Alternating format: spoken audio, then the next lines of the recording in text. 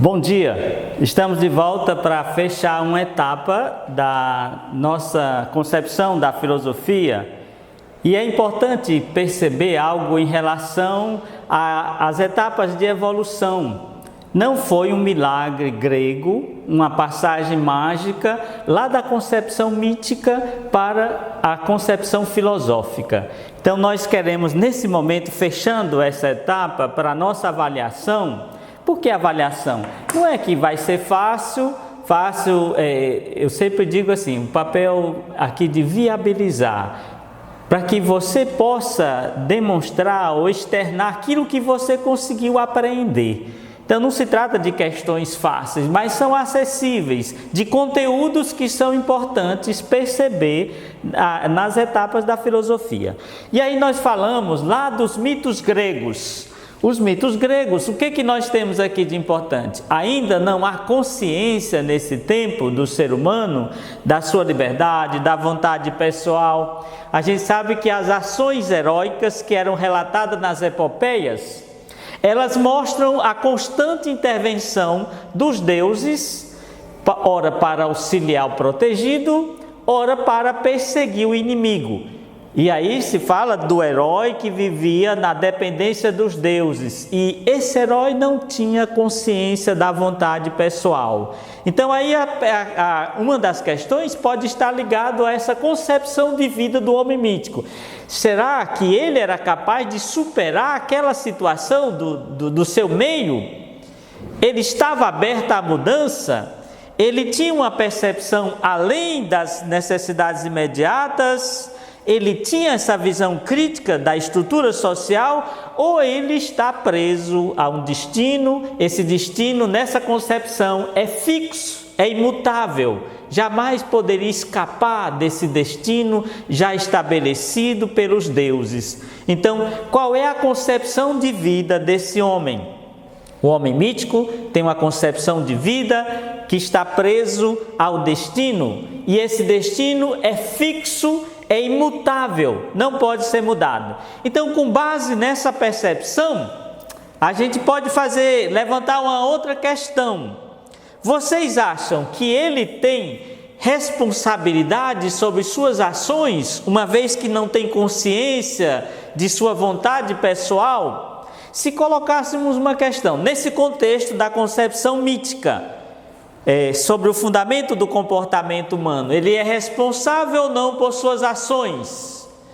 Ou, trazendo para a nossa realidade, hoje, quando o ser humano tem consciência de suas ações, ele pode escolher, ele deve ser responsabilizado por ela. Então, cuidado com a resposta de vocês. Colocando uma questão nesse sentido, sobre o comportamento humano, eu posso atribuir aos deuses a responsabilidade de minhas ações, ou sou eu, sujeito capaz de escolher, responsável por aquilo que estou buscando, né?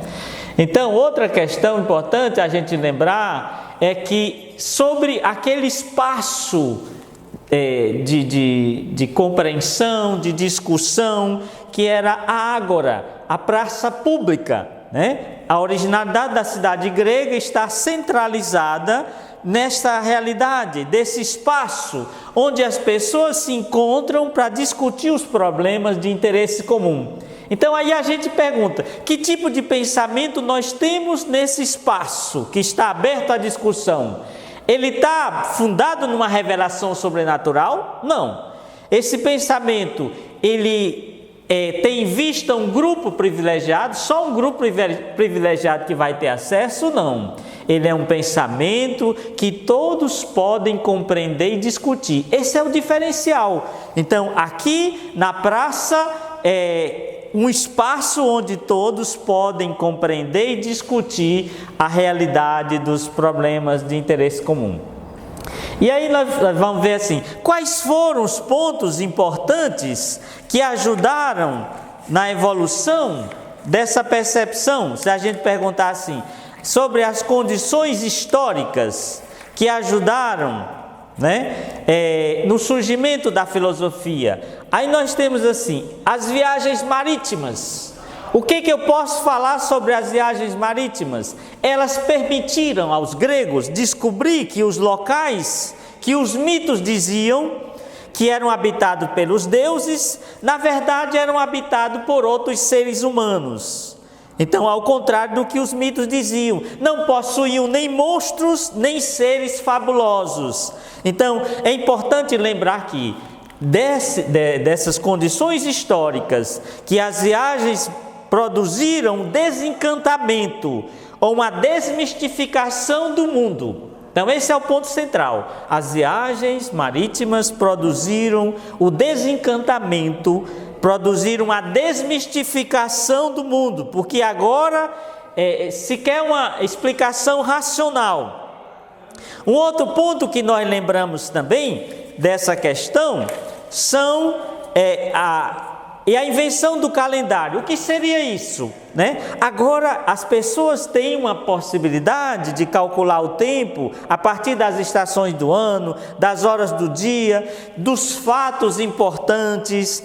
E a partir daí nós temos o quê? Uma nova capacidade de percepção do tempo como algo natural e não mais como uma força divina incompreensível. Então, sobre o calendário nós temos isso aqui, uma percepção do tempo como algo natural e não como força divina incompreensível. Outro ponto que a gente pode falar também é a questão da moeda. Permitiu uma forma de troca que não se realiza como escambo ou como em espécie. As coisas eram trocadas por outras coisas. E assim há uma troca abstrata feita pelo cálculo do valor semelhante. Aqui nós temos uma noção de valor das coisas, né? Uma nova capacidade de abstração e de generalização. E vem o surgimento da vida urbana, a invenção da escrita. A invenção da escrita, temos, além do calendário, revela o crescimento da capacidade de abstração, de generalização, uma vez que a escrita alfabética ou fonética, diferentemente das outras escritas ou ideogramas dos chineses, supõe que não se represente uma imagem de coisa que está sendo dita, mas se ofereça um sinal ou signo abstrato, uma palavra. Então, o que é importante lembrar aqui? A escrita, ela abre uma nova percepção, os horizontes de compreensão, de consciência. Então, a partir do estudo, as pessoas passam a perceber a vida diferente e a sua realidade. Então, voltamos aqui, que a filosofia, ela é um conhecimento, esse conhecimento não nasceu por acaso, uma etapa de evolução. Nós temos lá na concepção mítica, o homem ainda não tem consciência de sua vontade, ele está preso a um destino. Já aqui na concepção filosófica, nós vimos alguns passos, algumas condições que ajudaram na mudança desse pensamento, que foram as viagens marítimas, a invenção do calendário, a invenção da moeda, o surgimento da vida urbana.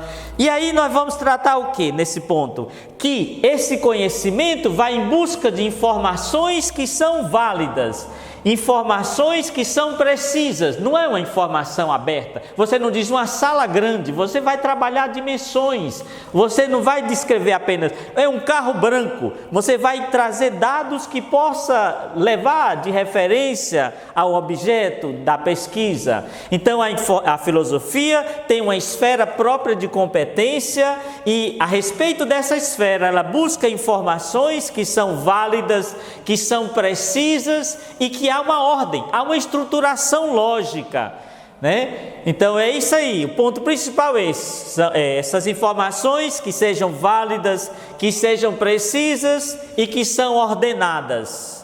Não é de acordo com as necessidades imediatas, não está sobre o véu da fantasia, não apenas examinadas no nível científico, mas acima de tudo são informações válidas, precisas e ordenadas.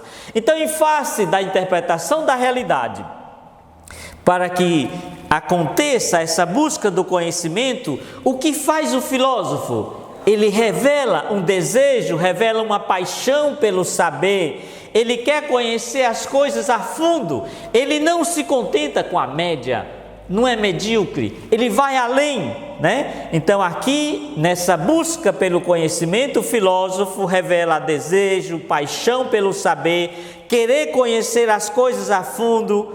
Então vai além dessa atividade de examinar uma ideia, além de um pensamento metódico, mas ela não tem fins práticos, mas ela busca ampliar essa percepção. E aí nós vamos adiantar um pouquinho em relação à moeda. Nós falamos já que foi uma das condições que permitiu uma forma de troca feita pelo cálculo do valor semelhante das coisas e permitiu o desenvolvimento do comércio. Então, a alternativa que se refere a essa condição está ligado à invenção da moeda. Aí nós temos assim, quais são os aspectos, agora retomando esse ponto aqui, quais são os aspectos positivos dessas condições históricas? Se vocês lembram agora, sobre a viagem marítima, que aspecto positivo a gente pode falar em relação ao surgimento da filosofia? Que produziu um desencantamento, a desmistificação do mundo, né? E agora as pessoas passaram a querer uma explicação racional, não mais fundada lá na imaginação e na fantasia. Então permitiu também descobrir que aquilo que os deuses diziam, que os lugares ali eram habitados não por deuses, mas por seres humanos, e que as regiões dos mares, ao contrário do que os mitos diziam, não possuíam nem monstros nem seres fabulosos. E aí nós lembramos um outro ponto positivo, que é em relação ao calendário. O que temos aqui? A capacidade de abstração, uma nova percepção sobre o tempo como algo natural. Então, sobre o calendário, um ponto positivo é esse: o tempo como algo natural e não como uma força divina incompreensível. Um outro ponto é sobre a escrita, porque ela alarga o horizonte de entendimento. Estudar, você vai desenvolver uma nova percepção da realidade. Não é apenas o título. Por que as empresas, quando pedem um currículo, né, com determinadas funções, se pede uma qualificação, um grau de ensino? É porque supõe que alguém que passou por essa etapa desenvolveu uma percepção maior. Então o estudo traz para a gente essa percepção maior da vida. E avançando aqui, nós temos aí a questão da reflexão filosófica, né? No livro de vocês, no capítulo 1, certo? No capítulo 1 do livro de vocês, nós temos essa questão da percepção filosófica. Está lá no primeiro capítulo, que merece a gente revisar um pouquinho, sobre a experiência do pensar, né? É própria do ser humano, é isso que o diferencia, né? De todos os outros seres, né? Porque ele tem consciência, ele tem liberdade. E aí um ponto importante sobre a reflexão filosófica que nós podemos trabalhar é sobre a questão radical. O que então distingue a reflexão filosófica das demais? Então, Demerval Saviani conceitua a reflexão filosófica como ponto principal. Seria radical. Radical no sentido que, não que é complicado, mas aqui no sentido do termo radical, né, vem do latim radix, radicis, que seria raiz, fundamento, base. O termo radical aqui, do latim radix, radicis, seria raiz, fundamento, base. Então a filosofia, ela é radical no sentido de ir às raízes das questões, de buscar o fundamento da questão. É nesse sentido, então, a filosofia das ciências examina os pressupostos do saber científico. É ela que reflete sobre o que a comunidade científica define como ciência. Então, esse é o ponto principal quando a gente estabelece a reflexão filosófica como radical. Além de radical, ela é rigorosa. Rigorosa por quê?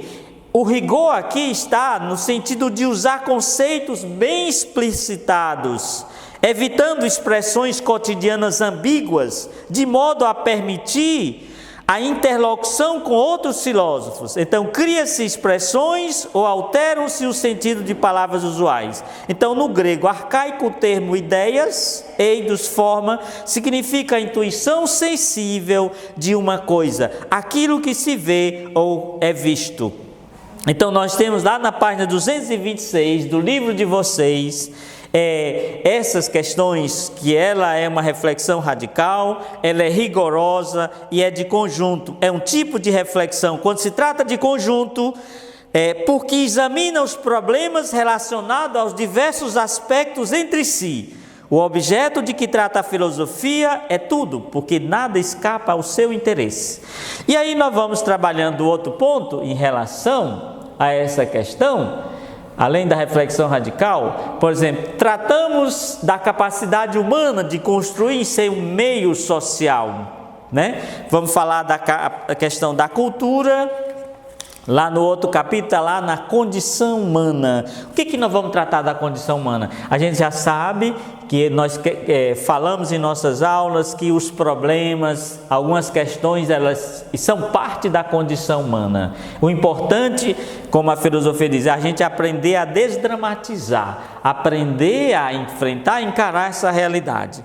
Então, e aí nós vamos ter a questão da cultura, e assim, que é uma capacidade humana de construir o seu meio social. O ser humano tem essa capacidade. Então é preciso admitir também a diversidade das sociedades. E essa diversidade decorre das múltiplas possibilidades de convivência que se estabelece entre os seres. É importante que a gente tenha essa abertura. Então não convém que a gente desenvolva ou crie dificuldades nessa interação com pessoas de outra classe social. Alguns têm dificuldade de conviver com outros de outra classe, de outra crença religiosa. Ainda os que não aceitam, da própria família, os pais que não aceitam os próprios filhos quando eles pensam e agem fora dos padrões, né? Dos padrões em que foram educados. Então é importante ver assim, em que aspecto diferente representa o empecilho para as relações humanas. É um ponto importante a gente discutir sobre a cultura e diversidade.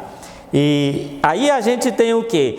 Que não convém que pessoas de outra classe social condenam crenças religiosas diferentes das que professam. Ainda os que não aceitam os próprios filhos quando eles pensam diferente. Então, não significa que o pai vai impor uma percepção, mas vai ajudar o filho a perceber, né, o que é melhor dentro de seu meio. Nós estamos inseridos no meio que tem valores que orientam o comportamento humano. Então, é importante a gente estar aberto. Como Jean Piaget diz lá, a anomia seria a negação das normas. Eu não posso me sentir senhor da realidade. Eu sou um ser social, eu vou conviver com outros, então é importante que eu esteja aberto àqueles valores que são essenciais para a convivência. E outro ponto importante para a gente fechar aqui, além dessa questão da cultura, nós estamos vivendo uma sociedade que o conhecimento deu passos. Houve uma grande evolução nesse campo que tem transformado de maneira radical a vida das pessoas, todos os setores da vida humana. E essa realidade acelerou. E aí nós chamamos desse processo de globalização. O que acontece no outro lado do mundo, em questão de segundos, nós estamos tendo acesso a essas informações, a uma rede de comunicações, né? Em segundos, nós estamos em contato com qualquer pessoa do outro lado do mundo, do planeta. Agora é importante pensar assim, sobre esse contexto do isolamento social, agora por conta do Covid-19, qual é a importância da comunicação virtual, né? O que ela representa nesse tempo que nós não temos, estamos afastados desse contato mais direto, pessoal. Então, pensem aí, qual a importância dessa realidade da comunicação virtual dentro desse contexto? Então tá aí, foram pequenos tópicos para ajudar vocês. Eu preferi trabalhar esse primeiro momento porque a gente estava precisando de uma avaliação nesse sentido. Então vai ser light e 10 para cada um. Valeu, bom trabalho.